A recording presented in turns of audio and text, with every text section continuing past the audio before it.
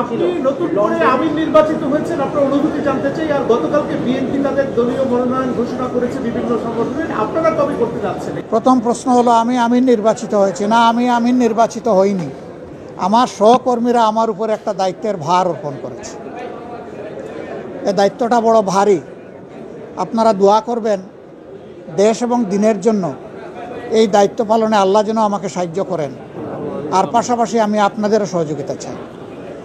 BNP তারাও চূড়ান্ত তালিকা প্রকাশ করেনি। আমি দেখেছি 237টা আসনে তারা তালিকা প্রকাশ করেছেন, আবার প্রশ্ন উত্তরে বলেছেন এটি চূড়ান্ত নয়, এর মধ্যেও পরিবর্তন আসতে পারে। আমরা কিন্তু 1 বছর আগেই প্রায় এই তালিকা বিভিন্নভাবে আঞ্চলিকভাবে আমরা এটা জানিয়ে দিয়েছি। চূড়ান্ত তালিকাটা সময় মতো আমরা ইনশাল্লাহ কেন্দ্রের পক্ষ থেকে ঘোষণা করব। তবে যেহেতু আমরা একা ইলেকশন করব না, আরও অনেককে আমরা ধারণ করব, দেশ এবং জাতির স্বার্থে সব দিক বিবেচনা করেই চূড়ান্তভাবে যথাসময় ইনশাল্লাহ আমরা প্রার্থী ঘোষণা। গত মাসের 19 তারিখ আমি উমরার উদ্দেশ্যে দেশ থেকে বের হয়েছিলাম। 3 দিনে উমরা সম্পন্ন করার পরে 22 তারিখ সকাল 9টায় আমেরিকার JFK এয়ারপোর্টে আল্লাহর মেহেরবানিতে আমি পৌঁছি এবং সেখানে 8 দিন আমি বিভিন্ন স্তরে সরকারি বেসরকারি গুরুত্বপূর্ণ সংস্থা এবং ব্যক্তিদের সাথে বৈঠকে মিলিত হই। তার পাশাপাশি বিপুল সংখ্যক বাংলাদেশি যুক্তরাষ্ট্রে যারা বসবাস করেন, অল্প সময়ের মধ্যে 4টা শহর আমার পক্ষে যাওয়া সম্ভব হয়েছিল: নিউ ইয়র্ক, বাফেলো, মিশিগান এবং সর্বশেষ ছিল ওয়াশিংটন DC। আমরা বাংলাদেশি প্রবাসী যারা আছেন তাদের সাথেও সেখানে মিলিত হওয়ার সুযোগ পেয়েছি, তাদের কথাগুলোও শোনার সুযোগ হয়েছে এবং বিভিন্ন ব্যাপারে আমরাও তাদেরকে আশ্বস্ত করে এসেছি। বিশেষ করে আমরা গুরুত্বপূর্ণ 2টি কথা, 2টি মেসেজ তাদেরকে দিয়েছি। একটা মেসেজ হচ্ছে, বাংলাদেশ আমাদের সকলের দীর্ঘদিনের বঞ্চনা এবং নিষ্পেষণের পর, ফ্যাসিবাদী শাসনের পর বাংলাদেশ মুক্ত হয়েছে। মুক্তির এই সংগ্রামে দেশবাসীর সাথে প্রবাসী যারা ছিলেন তারা সমানতালে লড়াই করেছেন, তাদের অবদানও বিশেষভাবে উল্লেখযোগ্য। তাদের সেই অবদানের জন্য তাদেরকে আমরা ধন্যবাদ এবং কৃতজ্ঞতা জানিয়েছি। আর আমরা বলেছি, প্রবাসীদের সবচেয়ে বড় অধিকার ভোটের অধিকারটা ছিল না। এবার এ দাবি সবার আগে আমরাই তুলেছিলাম এবং আমরা এই দাবি ছেড়ে দেইনি। আমরা এই দাবি নিয়ে প্রধান উপদেষ্টা, নির্বাচন কমিশন সহ গুরুত্বপূর্ণ সকল জায়গায় প্রবাসীদের হয়ে কথা বলেছি। আমরা সরকার এবং নির্বাচন কমিশনকে ধন্যবাদ জানাই। এই প্রথমবারের মতো ব্যাপক ভিত্তিক বিদেশিদেরকে ভোটার তালিকায় যারা প্রবাসী আমাদের, তাদেরকে সম্পৃক্ত করার তারা উদ্যোগ নিয়েছেন, কিন্তু সেখানে কিছু সমস্যা রয়ে গিয়েছে। অক্টোবরের 30 তারিখ পর্যন্ত সময় বেঁধে দেওয়া হয়েছিল। এই সময়ের ভিতরে যে সফটওয়্যার এখানে ইনস্টল করা হয়েছে এটা ফাংশন করে নাই প্রপারলি, যার কারণে আগ্রহ থাকা সত্ত্বেও, চেষ্টা থাকা সত্ত্বেও অনেকেই কিন্তু ভোটার হতে পারেননি। আমাদের দাবি থাকবে নির্বাচন কমিশনের কাছে কমপক্ষে আরও 15 দিন এই সময় বর্ধিত করা হোক এবং যে জটিলতাগুলো রয়েছে সেগুলা সহজ করে তাদেরকে ভোটার হওয়ার সুযোগ তৈরি করে দেওয়া হোক। আরও কিছু সমস্যা আছে, কিছু শর্ত জুড়ে দেওয়া হয়েছে। আমরা বলবো, একজন নাগরিকের প্রমাণের জন্য তার আইডি কার্ড, ন্যাশনাল আইডি যথেষ্ট। তার পাশাপাশি যদি তার একটা পাসপোর্ট থাকে, ভ্যালিড পাসপোর্ট, তাহলে আর কিছুরই প্রয়োজন হয় না। সেখানে কোথায় কারেন্টের বিল কে দিল, পানির বিল কে দিল কি দিল না, হোল্ডিং ট্যাক্স দিল না, অনেকের 10-20 বছর ধরে দেশের বাইরে আছে, তারা এগুলো ব্যবহারও করে না, বিলও দেয় না, বিল দেওয়ার প্রয়োজনও হয় না। সেগুলোও শর্ত জুড়ে দেওয়া হয়েছে। আমরা এগুলাকে সহজ করার জন্য আহ্বান জানাবো।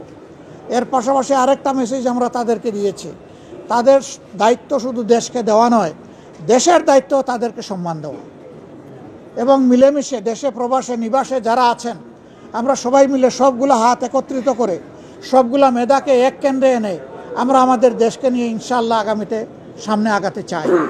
এই জন্য আমরা বলেছি, জাতীয় সংসদ সহ সরকার পরিচালনা এবং দেশ গঠনের সর্বক্ষেত্রে প্রপোর্শনেট হারেই প্রবাসীরা ইনশাআল্লাহ তারা সেখানে অংশগ্রহণ করবেন, তাদের সেই জায়গাটা নিশ্চিত করা হবে ইনশাআল্লাহ। এটা হয়তো সময় লাগবে, এটা আজকেই বললে আজকেই হবে না, কিন্তু এটি আমাদের স্বপ্ন বুনলে একদিন আল্লাহ তাআলা বাস্তবায়ন করবেন ইনশাআল্লাহ। আমরা সেই স্বপ্নের দিকে আগাবো আল্লাহ চাইলে। সম্মানিত সাংবাদিক বন্ধুগণ, এরপরে সর্বশেষ আমি তুরস্কে এসেছিলাম, যুক্তরাজ্য এবং তুরস্ক। সেই তুরস্ক থেকে আজকে এখানে আসলাম। সেখানেও সরকারি বেসরকারি বিভিন্ন পর্যায়ে আমার অত্যন্ত গুরুত্বপূর্ণ মিটিং হয়েছে। আমি আসলে নিজের কোনো প্রয়োজনে দেশ থেকে বের হইনি, আমি বের হয়েছিলাম দেশ এবং জনগণের প্রয়োজনে। যেখানে গিয়েছি জনগণের স্বার্থকে, দেশের স্বার্থকে সামনে রেখেই কথা বলার চেষ্টা করেছি, এবং যেখানে গিয়েছি একটা কথা বলার চেষ্টা করেছি যে দুনিয়ার সকলের সাথেই আমরা সম্মানজনক সম্পর্ক চাই। এই সম্পর্কটা হবে মিউচুয়াল রেসপেক্ট এবং ইকুইটির ভিত্তিতে। আলহামদুলিল্লাহ, আমরা যত জায়গায় গিয়েছি তাদের অ্যাপ্রিসিয়েশন আমরা পেয়েছি। তারাও মন খুলে আমাদের সাথে কথা বলেছেন, আমরাও মন খুলে আমাদের সবগুলা বিষয় তাদের সাথে শেয়ার করেছি। আপনি নতুন করে আমির নির্বাচিত হয়েছেন, আপনার অনুভূতি জানতে চাই। আর গতকালকে বিএনপি তাদের দলীয় মনোনয়ন ঘোষণা করেছে বিভিন্ন সংগঠনের, আপনারা কবে করতে যাচ্ছেন এই দুইটা যদি একটু বলেন। আলহামদুলিল্লাহ, প্রথম প্রশ্ন হলো আমি আমির নির্বাচিত হয়েছি না, আমি আমির নির্বাচিত হইনি। আমার সহকর্মীরা আমার উপর একটা দায়িত্বের ভার অর্পণ করেছে। এই দায়িত্বটা বড় ভারী। আপনারা দোয়া করবেন দেশ এবং দিনের জন্য এই দায়িত্ব পালনে আল্লাহ যেন আমাকে সাহায্য করেন। আর পাশাপাশি আমি আপনাদেরও সহযোগিতা চাই। বিএনপি তারাও চূড়ান্ত তালিকা প্রকাশ করেনি। আমি দেখেছি 237টা আসনে তারা তালিকা প্রকাশ করেছেন, আবার প্রশ্ন উত্তরে বলেছেন এটি চূড়ান্ত নয়, এর মধ্যেও পরিবর্তন আসতে পারে।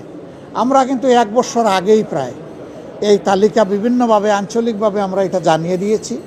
চূড়ান্ত তালিকাটা সময় মতো আমরা ইনশাল্লাহ কেন্দ্রের পক্ষ থেকে ঘোষণা করব।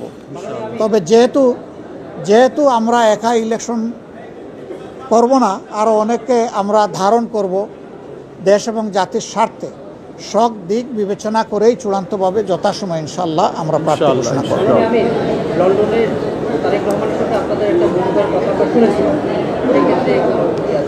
আপনারা শুনেছেন, আমি শুনি নাই। আমাদের মধ্যে মতানৈক্য হোক, তবে দোয়া করেন মত বিরোধ যেন না হয়। মতের ভিন্নতা থাকবে, এটাই গণতন্ত্রের সৌন্দর্য। সব দল তো এক দল নয়, সবগুলা দল ভিন্ন ভিন্ন, তাদের দৃষ্টিভঙ্গিতেও কিছু পার্থক্য থাকবে, এটাই স্বাভাবিক। আমরা সকলের মতকে শ্রদ্ধার সাথে দেখি, তবে আমরা নিজেরা যে মতটা প্রকাশ করি, আমরা চেষ্টা করি চিন্তা ভাবনা করে জাতির স্বার্থেই সেই মতগুলা প্রকাশ করার। অতএব মতানৈক্য এটা ডেমোক্রেসির সৌন্দর্য। এটার জন্য এখানে বিরোধ লেগে গেছে অথবা অনেককে একেবারে দেশ অস্থির হয়ে গেছে, আমরা এটুকু চিন্তা করতে রাজি নই।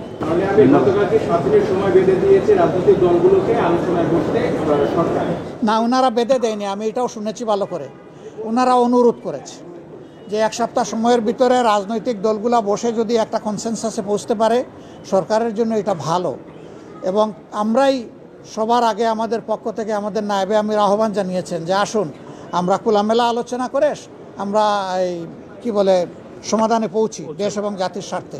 আমরা আশা করি অন্যরা আমাদের এই আহ্বানকে সাড়া দেবেন ইনশাল্লাহ। ফেব্রুয়ারিতে নির্বাচন আপনারা আমরা দেশবাসী সবাই দেখতে চাই ইনশাল্লাহ। শুধু আমরা না, সবাইকে নিয়ে আমরা দেখতে চাই। Thank you so much. আসসালামু আলাইকুম রহমতুল্লাহ।